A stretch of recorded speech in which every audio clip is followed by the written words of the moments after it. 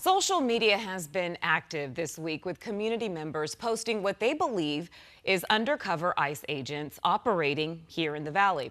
So those postings come amid rumblings that ICE is targeting specific businesses. 12 News journalist Sean Rice now looking into these. And Sean, I feel like ICE is making this more difficult for all people because they're not really commenting on what they're doing. Yeah, we'll ask them questions about specific operations, a potential sighting. They say because their operational load is so big to this point, they can't comment on specific instances or who they may be arresting on day-to-day operations. What ICE has confirmed thus far is that there have been 2 criminal operations taking place in the Valley this week, one in Peoria on Tuesday and another Wednesday in Tempe, where they were assisting the United States Marshals. But tonight there is growing concern and fear amongst the immigrant community that ICE is conducting workplace raids and targeting anyone who may be in the country illegally. Now, groups like Puente, Arizona, they've taken to social media posting these flyers alleging ICE agents, for one example, have been at locations in North Phoenix like 7th Street and Cave Creek on Wednesday. They posted this flyer today saying they've seen law enforcement activity in multiple locations throughout the Valley. Restaurants and coffee shops have hung these signs recently this week outside their doors and windows. It says, quote, "No ICE in our communities."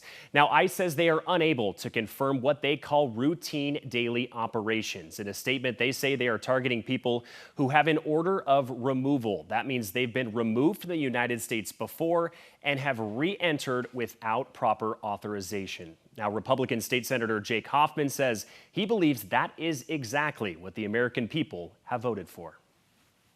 If you came across the border illegally, you committed a crime, and there's a penalty for that. And right now, the American people voted for mass deportations. That's exactly what Tom Homan and the president are delivering.